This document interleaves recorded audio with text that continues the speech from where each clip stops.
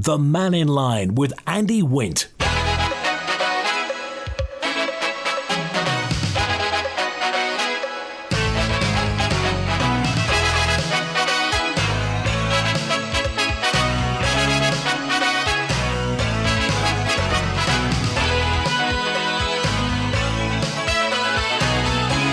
Chief Minister's announced a reshuffle in Comin. 3 new appointments have taken place.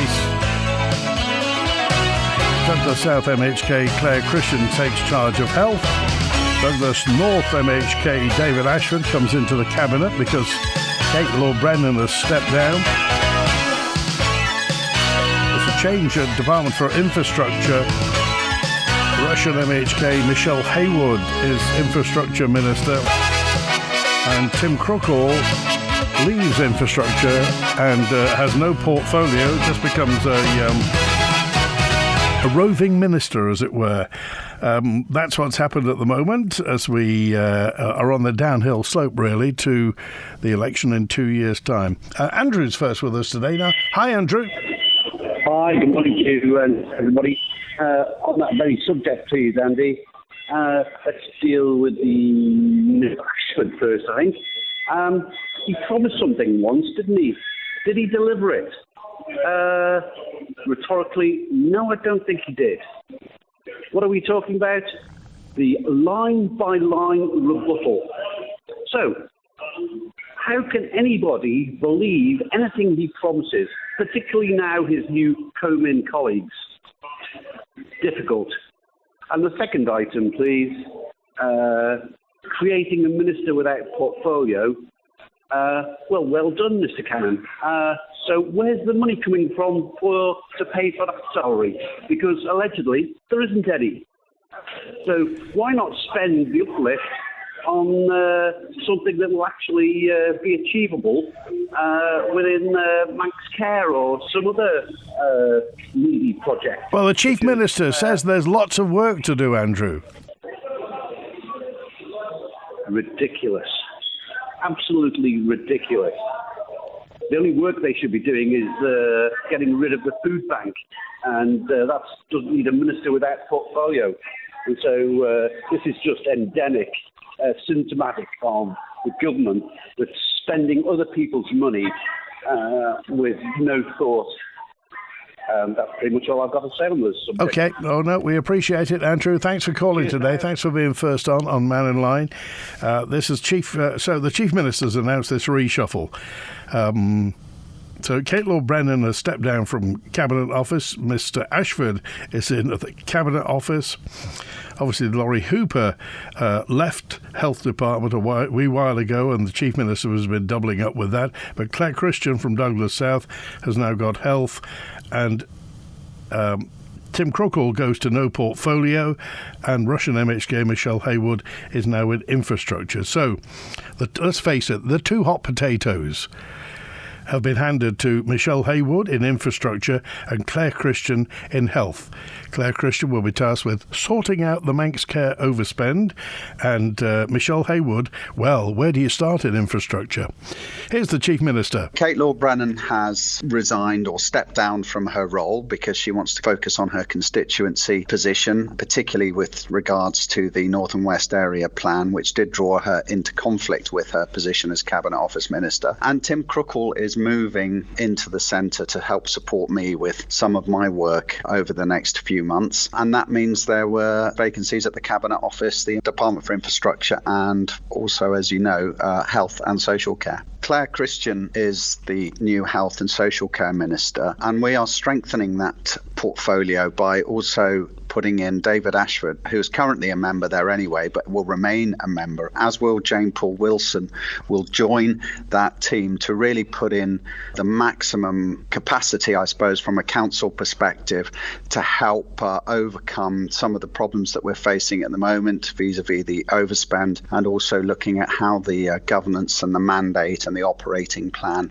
are working for the healthcare delivery through Manx Care. That's quite an unusual thing to do. do to effectively have a minister and then two other ministers as the members of the department? Well, it's hugely important, Phil. We know the implications of not getting this right. We fully understand the concerns around the over expenditure and the impact that that's having on our reserves, and also the fact that, if we don't get it right, given what happened last February with a tax rise, then there could be other implications as well. So it is a huge challenge for everybody, and we do need to sort this out, both from a governance perspective but also from a spending perspective as well. It is an unusual move, but we've got to get this right. Chief Minister Alfred Cannon talking about this shuffle really in Comin. As I mentioned, we're on the downhill to the election. The next general election on the Isle of Man will be 2026, isn't it? It's going to happen 2026. That's when the big day will be, a little under 2 years' time. So, and one of the things that, let's face it, Michelle Haywood's got to sort out is the airport and the lack of air traffic controllers. Got a message in last night.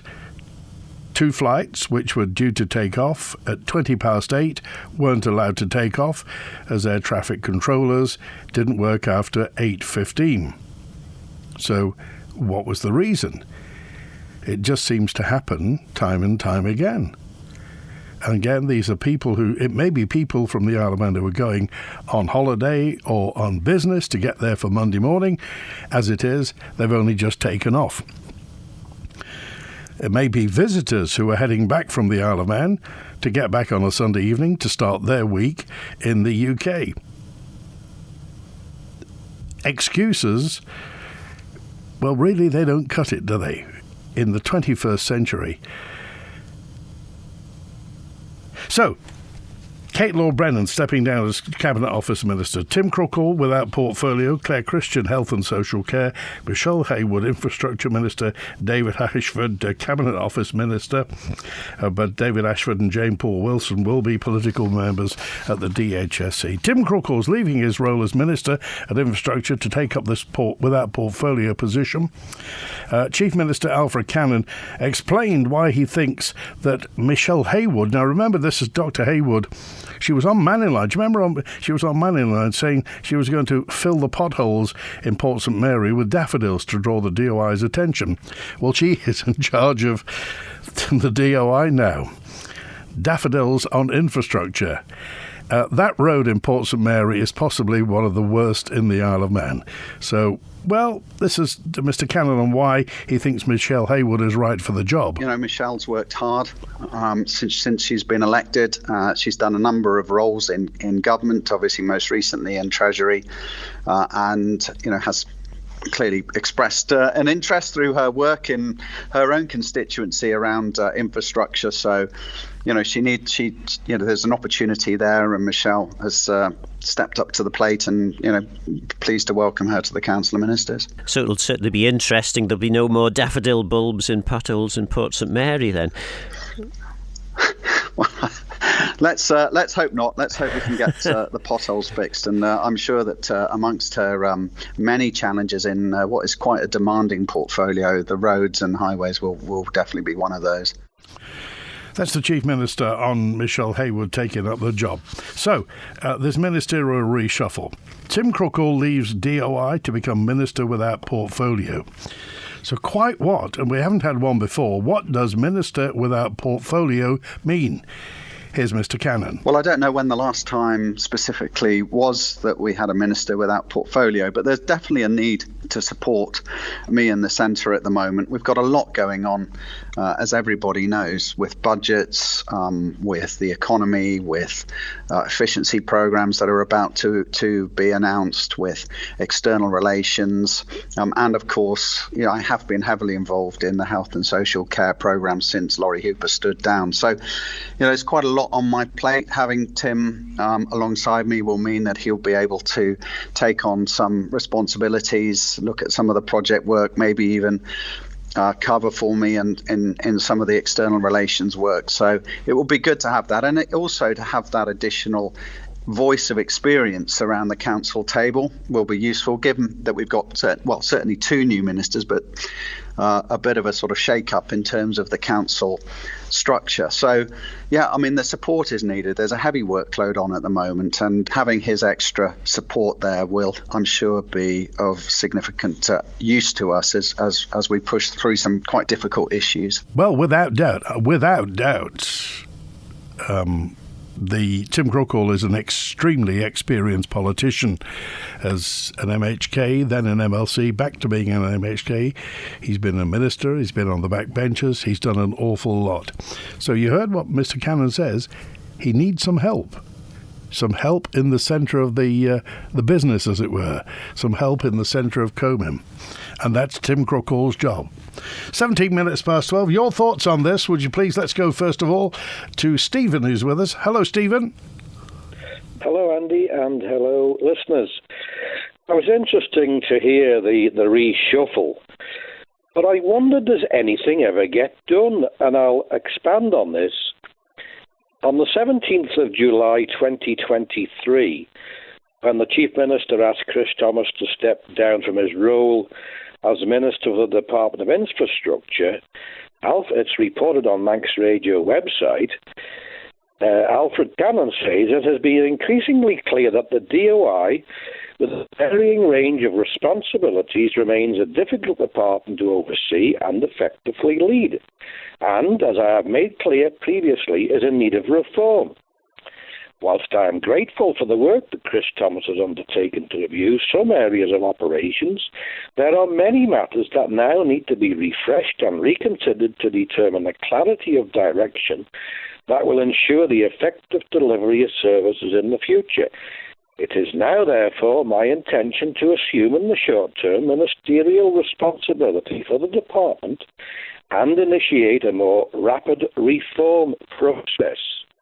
This will include consideration of the allocation of responsibility for services across government and the creation of different oversight mechanisms. Now, as far as I'm aware, from what I've read, and I'm very interested in politics and politics on the island, I don't think anything has happened with the DOI in the last year. Well, we're over a year now. It's nearly 18 months, isn't it? Or certainly 16. Well, So, he certainly, when Mr. Cannon came in, he did seem determined to, I'm not saying quite break up DOI, but certainly to make it more manageable. And as you say, I can't quite spot where it's happened. Andy and listeners, I can't either. And I just wonder, is this reshuffle just simply keeping the ship of state on a course that hardly anybody supports? I think that a lot of the dissatisfaction within the House of Keys is the island plan, and yet they're trumpeting again with this new reshuffle that we remain committed to the island plan and ensuring its continuity. I don't see. Did you ever vote for? Did you ever see a mandate where it said we're going to have a increased population with various departments supporting private industry and business via grant aid to keep them going? You know, these are big ticket issues, and yet we all get it afterwards. And I do feel that some of the MHKs are quite right and proper to raise objections to it down the line when it would appear not to be working. And that we also look at the economy. And I read today on the Manx Radio website that there's one of the charities is closing down because they can't make ends meet. There is serious problems with our economy, and yet government seems to continue along the path of merely operating by spending the reserves. So I'd be grateful, and I'd be very interested if the Chief Minister will say what did he achieve when he was Minister of the DOI in that short time frame, And has anything changed? It just appears that nothing ever happens. But surely, Stephen, this is a consequence of the fact that nobody issues a specific manifesto. Obviously, without party politics, and I'm not advocating that, but without party politics, candidates are going to say what they think is going to get them elected. And it's only after everything coalesces after the election and the Chief Minister's chosen and Comin comes together, that's when the manifesto really shows. So we can't really do that, can we? No, I think it was Steve Roden that used the phrase, "It's a date with the unknown." We don't know who the Chief Minister is going to be. We don't know what the policies that the Chief Minister is going to try and put together and get the MHKs to support. I'm led to believe, I was told by various MHKs, that the idea is that the Chief Minister looks at all the manifestos and tries to produce a programme for government that is broadly in line with all the manifestos. As you know, we do not have government and opposition. Everybody is elected to do their bit, so to speak. Yeah. But where we've got major disagreement, and when it actually went to the vote of not supporting the Chief Minister, or there was a significant number of people that didn't support the Chief Minister. Chris Thomas seems to have been punished for having the temerity to suggest he could be a candidate. So I just wonder, are we just going to go into this general election now with no change and just carrying on spending the reserves as if there's no tomorrow and they'll all be replenished? Well, as we all know, eventually tomorrow comes, Stephen. It certainly does, Andy. So I do hope that possibly this will this reshuffle mean there's going to be any changes in policy. Will Michelle Hayward oversee possibly the splitting up of the DOI? Could the railways be put into a different department which is more attuned to the tourism? Will the tourist market, which is Visit Isle of Man, be taken out of DOI, Department of Enterprise, and put into a single department? A lot of MHKs have said that is a better way forward. Or are we just going to see more of the same running up to the general election? Okay. I don't know. Appreciate it, Stephen. Thanks for calling today. Good to hear from you. The election, by the way, is on Thursday, 24th of September, it is, 2026, so just under 2 years' time. Polling will take place between 8 a.m. and 8 p.m, Thursday, 24th of September in 2026. Peter's on now. Hello, Peter. Hello, Andy. It's Peter Murcott here. Non-crime hate incidents. Yes. I see in Saturday's papers, much to my great disappointment, that the Labour government is not going to do away with them. They're simply, I believe, going to revise some of the guidelines. Now, one of the key points about all this is that these non-crime hate incidents are fundamentally contrary to the whole of British democracy as it has developed and the rule of law, because only a court is entitled to pass a verdict on a person's conduct. The police's job is to investigate, and in the United Kingdom, on their investigation, they pass on the results of that to the Crown Prosecution Service to decide whether or not the evidence will be sufficient to justify a trial taking place, and they have various criteria in which to do that. Now, what you're having with these non-crime hate incidents is this. The police in Britain, therefore, become a court as well as the investigating body, which is contrary to the separation of law, and it's contrary to the whole way in which law's developed. Because if you register an incident as non-crime hate incident, why not everything else? Non-crime murder incident, non-crime theft incident, non-crime assault incident, and so on. Why is hatred selected out? That's the first thing. The second thing is, as has been pointed out repeatedly, the word hate is not defined in the law, so you've got another thing that breaks the rule of law. Law should always be clear so that a person knows in advance where his conduct needs to be modified if needs be.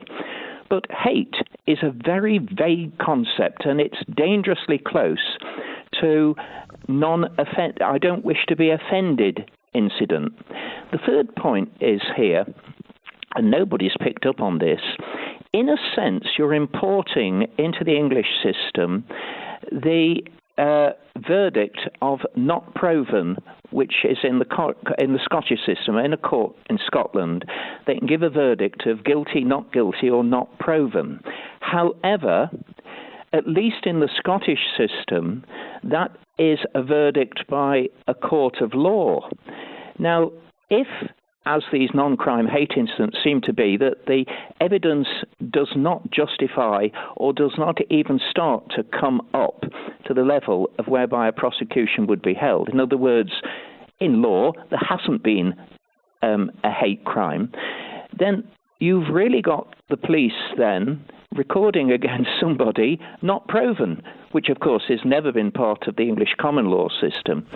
And there's no appeal against that because it's not a decision of a court of law. Whereas if you have a verdict in the court of law, you can take an appeal all the way through the system up to the Court of Appeal, and with leave you can go to the Supreme Court. But you can't do anything about this unless you take out a case of judicial review, which is fearfully expensive.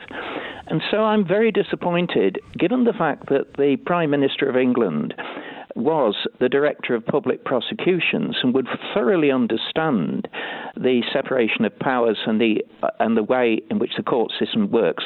I'm amazed that a government headed up by a man who was a DPP should be doing this, because it's so contrary to the rule of law. And what implications do you think it has for the Isle of Man, Peter? I think the implications are that we must be very, very careful never to allow these notorious hate crimes, and I say notorious not because I'm against the concept, if it's properly worded and shown in extreme circumstances that there's been conduct that ought to be prosecuted, but they're notorious in the sense that there is not a clear definition of them, and I think we must be very, very wary indeed of any such legislation being introduced here, because we've already got legislation which is unsatisfactory. And there is a further point. I'm surprised the unions aren't picking up on this, because when a person applies for a job, sometimes, it depends on what the job is, they may have a police check made. Now, suppose it comes back against this person. He has recorded it against himself, a non-crime hate incident. Now, what will happen in too many cases is that will influence a person. They won't think necessarily judicially, and they won't think in the terms of what a reasonable person ought to think. The danger is that that'll put a shadow against their name, an unjustifiable shadow, one which a court has never actually cast upon them. They're not guilty. They're innocent people. And do you think then that obviously there's a certain ambiguity in this, because hate's subjective? So how would that be crystallized? How would that be defined in law? Well, that is one of the things that they've got to wrestle with. And I mean, in my book, and from my experience, hatred is at the far end. It's far beyond dislike and far beyond I object to someone or I disagree with someone. It's something that's bordering on insanity. Now, I have known of it, and I've concluded over a lifetime, I haven't come across it too much, thank goodness, that quite frankly, when you've got a person who has got a hatred, they are bordering on taking leave of their senses, and that's really a very far stretch from the way in which hatred is often referred to now. I mean, you hear people saying, oh, so-and-so hates me, and that sort of thing. And what they really mean is they have a different view to me, or they dislike me, or they say things that irritate me. And I think it's a subject that really needs a national discussion and, in the Isle of Man, a great deal of caution as well. OK, appreciate it, Peter. Thanks for calling. Bye-bye. Good to hear from you. 29 minutes before 1. And Robert's with us now. Hi, Robert. Hi, how you doing? How's it going? Good. Yeah, I think Black Eyed Peas says, "Where's the love?" I think that guy needs a bit of love and a bit of a hug. Anyway, my point is that the DHSC has now changed over for Kate Lord Brennan. Is that correct? No, DHSC is now Claire Christian. Claire Christian. Claire Christian, yeah. I thought Kate Lord Brennan was going to move over to DHSC. No, Kate Lord Brennan is concentrating on the constituency of Peel and Glenfaber. Oh, maybe I'm wrong there. And Tim Crookall has changed, is that Tim correct? Crookall is now what they call Minister Without Portfolio. He's a roving politician. A roving politician. Is that a contradiction in terms? Anyway, the point was that I was going to ask, do these people get any perks in terms of retirement pension? Well, there's an uplift. There's an uplift in the salary for being a minister. Certainly, you do get more. There is more at the end of the month for being a minister. Well, then Chris Thomas lied to me because he told me on Athol Street that they don't get any more money. Well, I don't think it's not tens of thousands, but there is an uplift. Right, okay. Well, anyway, I was just curious how much it was and what's going on, because I've been following various career paths that people have taken throughout politics. I was just wondering what perks it brought to the job. But you don't think they do it? They surely don't do it for the money, Robert, do they? I think that's a factor, isn't it? Oh, okay. All right. Well, good to hear from you, Robert. Thanks for calling today. I'm finished yet. Go ahead, yeah. It's all right. We've got a queue. The second one was the Peel politicians need to get their act together and someone needs to stand this time. Otherwise, Tim Crookall's just going to get back in, which is, I've got nothing against Tim Crookall. He's a cracking man. But, I mean, I just think they need to get someone sorted to stand up with Kate Lord Brennan. It'd be nice to have another female politician in Port of Hinchy to get things going. So I think they need to get their act together at the coffee mornings and what have you, and source someone to get some stand-up. So now's time to think about that if anyone's thinking out in Port of Hinchy. Okay, all right, thanks. Good to hear from you. 27 minutes before 1. Yes, the election's in 2 years' time. September 26th. 24th, Thursday, September 24th in 2026. So there we are. Well, last time, it has to be said, I mean, Tim Crookall came down from Ledgeco, came in and stood as an MHK and did extremely well to get in. Of course, 2 former ministers were displaced in Glenfaber and Peel last time. Ray Harmer and Geoffrey Boot didn't get back in. Kate Lord Brennan again came down from Ledgeco and stood and went to a public vote and got in. But anything can happen in the next 2 years, and certainly something that will happen on Thursday, the 24th of September. I just wonder what your thoughts are at what Peter was talking about, the concept of hate crime. It's been brought up when Jane Poole Wilson has been in, and the thought of legislation regarding hate crimes on the Isle of Man. If you've got any thoughts on that, then by all means do get in touch. Before 1 o'clock today after Mannin Line, it's Monday, so we're back in the 60th anniversary archive. We're back in the 1990s. Long-time politician Noel Cringle addressed an audience about the fun to be had using roundabouts. Noel Cringle on roundabouts when Mannin Line finishes today. In the meantime, text, email, call and WhatsApp. And what do you think about the steam packet making £8 million profit in 2023? It marks a decline from the previous year. They recorded a profit of over £11 million in the previous year. The accounts for the year have been published with the annual Director's report. Steam Packet group says the decline in profits is largely due to a 12.5% increase in operating costs, 12.5% increase in operating costs, and below inflation increase in fares. Freight revenues for the steam packet grew 2.6% despite a 2.8% contraction in HGV meterage, the amount of trailers they get on board. A reflection, the steam packet says, of reduced consumer demand due to the general squeeze on household incomes. It also settled debt obligations of £5.2 million with its parent, of course, which is the Isle of Man Treasury, its sole shareholder. Meanwhile, in reserving for the future replacement of Mannin, the group invested £16.4 million in 3-year fixed notes at 4.75% per annum in March 2023. Now, the director's report will go before Tynwald next month. The steam packet made £8 million most recently. Any thoughts? Where's your master?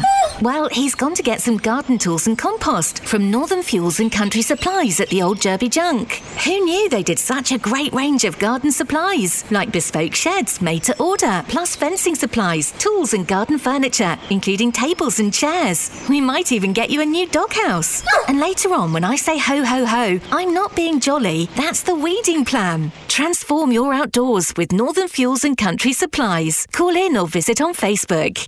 Christmas, twinkling lights, a nip in the air, gatherings with friends and family, and the perfect time to enjoy a delicious glass of Bush's Manx beer.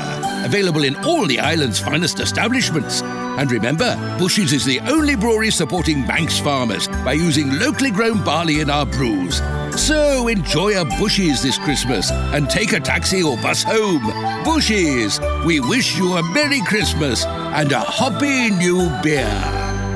Over 50, retired, or thinking about it, the Manx Retirement Association could be for you. Our programme of events includes monthly lunches, coffee mornings, visits to places of interest, indoor bowling, stretch and flex sessions, regular walks, whist, rummy cub and mahjong, a tech group and much more. Whatever you choose, it's a great opportunity to meet lots of people and make new friends. Call us on 817-007 or see our Facebook page. The Manx Retirement Association, retiring from work but not from living. All aboard for the Polar Express train ride this December. You've seen the film, now live the magic as we journey from Douglas to the North Pole. Meet the characters from the Polar Express. Enjoy hot chocolate and cookies before you get to meet the main man, Santa. For timetables and to book, ask your family to call 662525 or visit rail.im.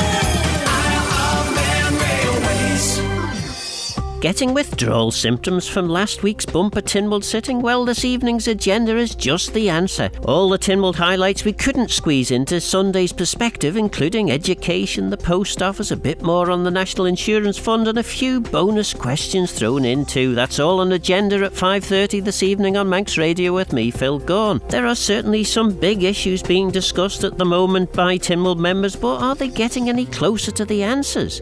Spoiler alert, no, not really, but I guess you'd probably work that out. The Mannin Line with Andy Wint. 21 minutes before 1, tons of messages to get to, so I'll go through those first. Another government reshuffle, yet another excuse for Tynwald members to prevaricate and talk a lot without actually doing anything. I'm sure I'm not the only person, this is Ian on 817, I'm not the only person who's fed up with this administration, and quite frankly I'd like to let them do the decent thing and face the public at the polls again. But we don't have an election for 2 years, so they basically have to sort it out between them. That's the way the Manx system works. We elect the MHKs and then they get it together, as it were. They get their policies together, they get Comin together, they get the Chief Minister together. So that's the thing. They're all supposed to be in there to do the job. So whether or not they can say, well, I don't want to do it, presumably the electorate will judge them subsequently. But anyway, they won't do it because why jump off their gravy train? Prove me wrong, says Ian, and do the decent thing. And a message in that tells me to have a minister without portfolio and a minister's salary is disgraceful, says James. It's a waste of money. Well, we'll see what job he does, really. Then we'll see whether we get value for money, really. He's just started. The latest reshuffle of ministers is reminiscent of rearranging the deck chairs on the Titanic.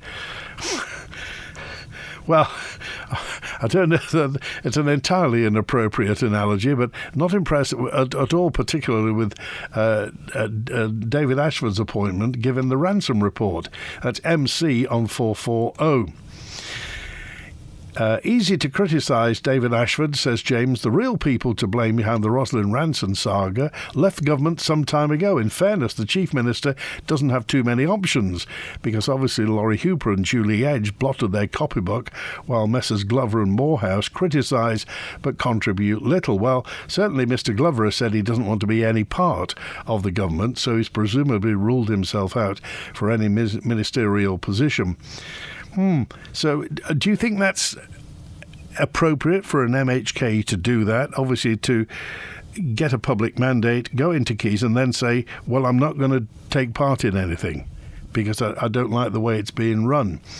Is it better to get involved and try and change it, or the honourable position perhaps just to stay outside and say, I'm not doing anything? Can't help but think that Claire and Michelle will be another couple of sacrificial lambs. Well, Tony, and again, not an entirely appropriate analogy, but you do get the picture that obviously Claire Christian is now health and social care, Michelle Haywood in infrastructure, and they are mammoth jobs. I mean, they are big jobs to do. So we wish them well. And Viv's with us now. Hi, Viv. Hello, Andy. Good afternoon. What's on your mind, Viv? Well, healthcare, really. I've got to say that out of the last sort of 8 weeks, I've spent just over 3 weeks of that in hospital. And absolute excellent service it was as well. But various different aspects that have come up during conversations that I've had with doctors and nurses and porters, etc., whilst I've been in there.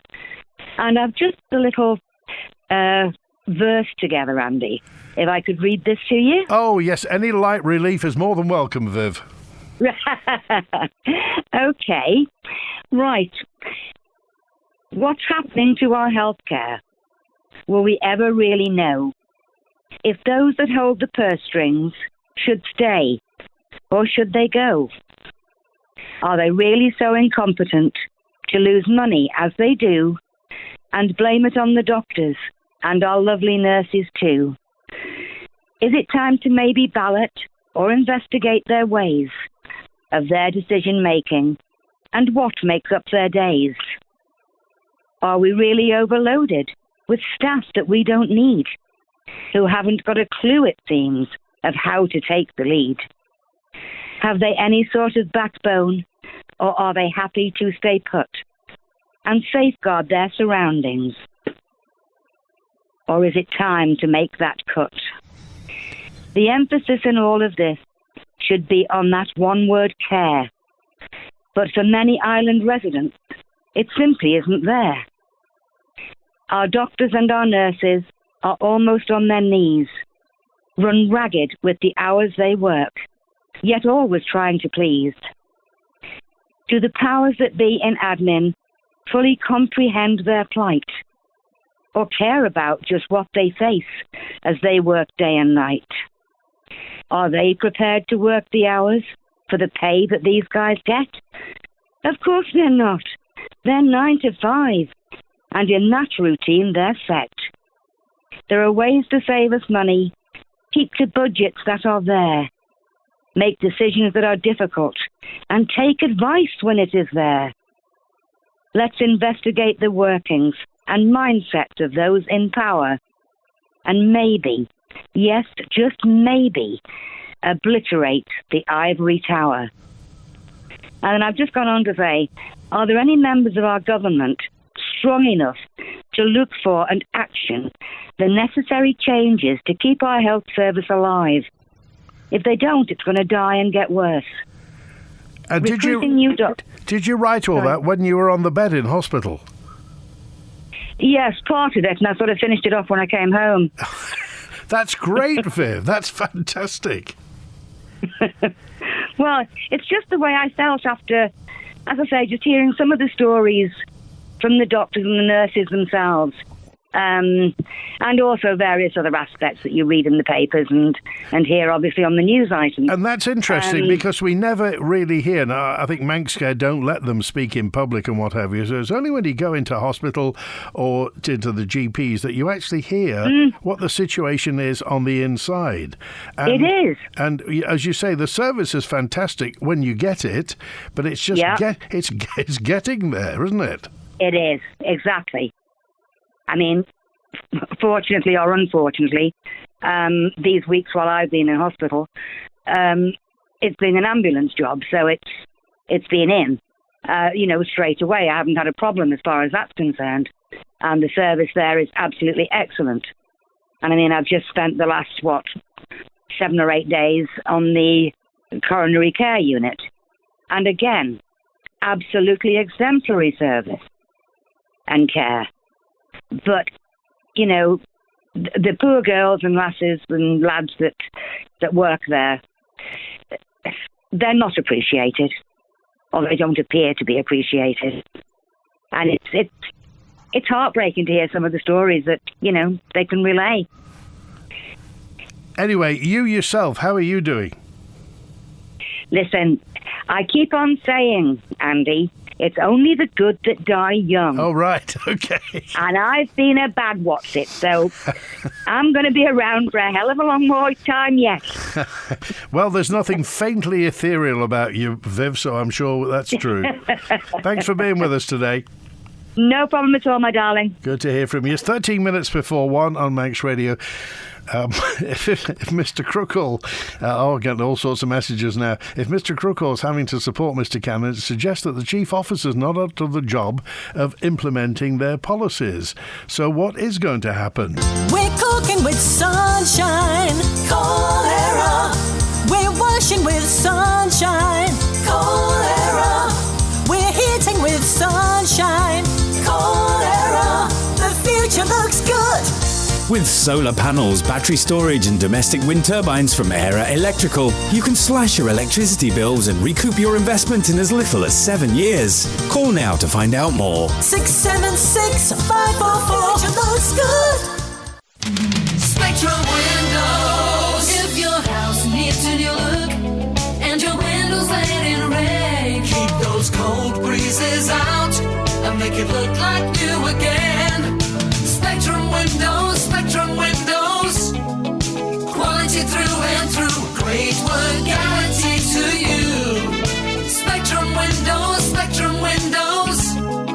Spectrum Windows. Walk through the Christmas wonderland at Ramsey Garden Centre for a magical range of trees, decorations, unique gifts and much more, including the widest range of indoor and outdoor lights. Christmas at Ramsey Garden Centre, open 7 days a week. The Waltons Black Friday event is now on. Right now, Waltons will match the delivered to Ireland price of our mainland competitors. Get the benefit of stock on Ireland and Waltons' great service. Pop in store or online for details. End 2nd of December. Get ready for Black Friday at Comis Hotel and Golf Resort.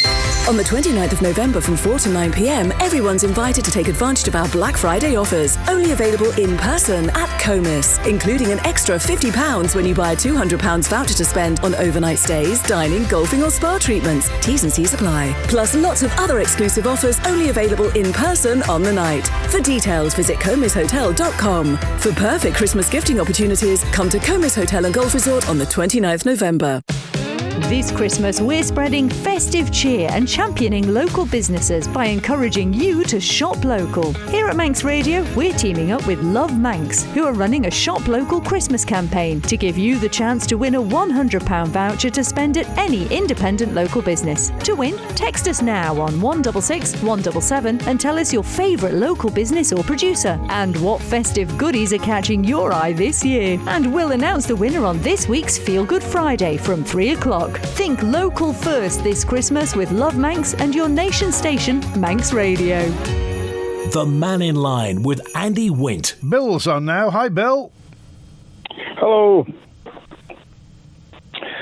Yes, I was listening to Viv, and I don't disagree with her assessment, the quality of healthcare is reasonably good. But my objection just now is that I've learned from an MHK's Mr. Moorhouse's question to Mr. Cannon while he was in Health Minister that the top 20 consultants get in total £7.6 million in a year. And I reckon that is over £300,000 per head on average. They won't all be getting that, but that's what it's averaging out. That's about 10% of the consultants at, say, Nobles. And I think anyone earning any sort of money like that is well overpaid. I don't care what their job is. But, I mean, is that the going rate, Bill? I mean, is that what consultants get everywhere? Well, this is what I suspect is the story. That the going rate in London and the UK NHS is X. And when they want to move to the Isle of Man, they might say, I want X plus whatever. But as soon as they get here, they're having to pay tax. Why? At half the rate of tax that the UK has. So it's a win-win situation. If someone's getting... the net pay should be assessed and valued, and not the gross pay and the subsidised lower income tax here, which is half the 45% top rate of tax in the UK. It's an absolute win-win. And if someone doesn't recognise this, they're not doing their job properly. Yeah, presumably somebody at Manx Care would be pointing that out to the consultants. Well, I understand. This is what you've got. You've got a consultant campaigning for 12.5% increase and Manx Care offering 6%. And it's been refused, and there's possibly going to be a vote to see whether industrial action or whatever in the future is to become. But people want to realise, they want to get their heads screwed on. If you're getting a UK gross pay and a tax rate of half the top rate of tax on that pay, on most of that pay anyway, it's inequitable. Okay.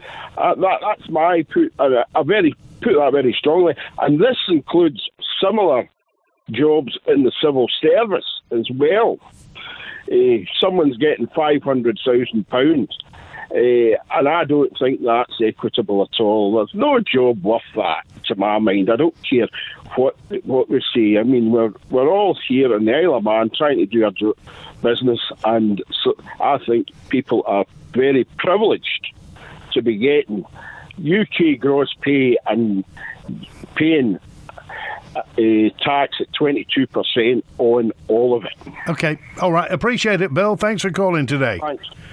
Good to hear from you at 6 minutes before 1. Noel Cringle is on the way fairly shortly when Mannin Line finishes. Noel Cringle talking about roundabouts.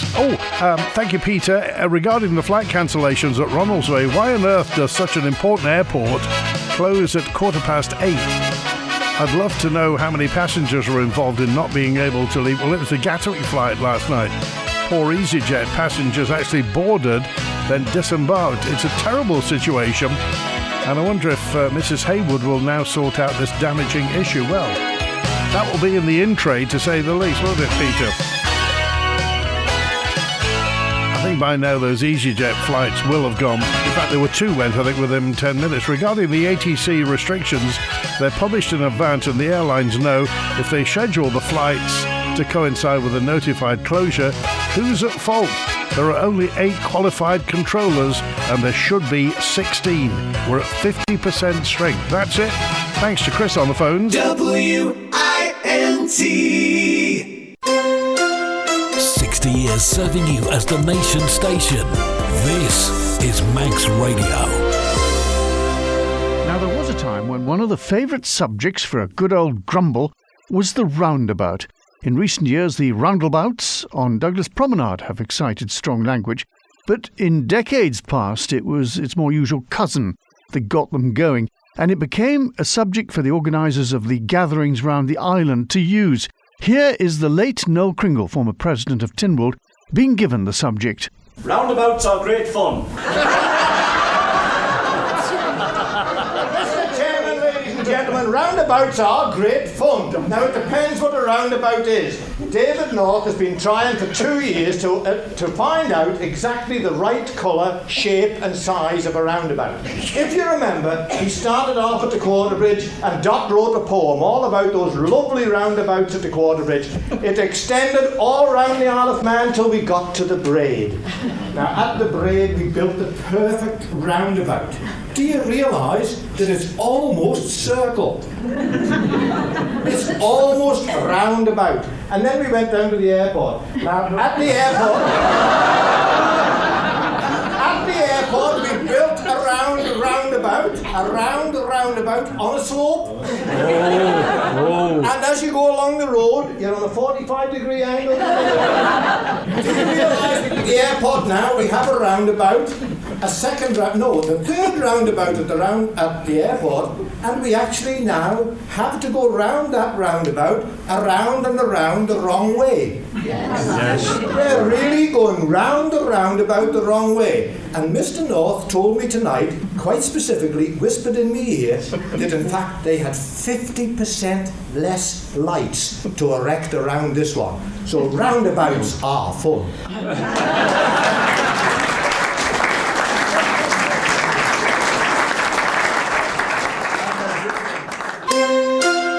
Part of island life for 60 years. This is your Manx Radio.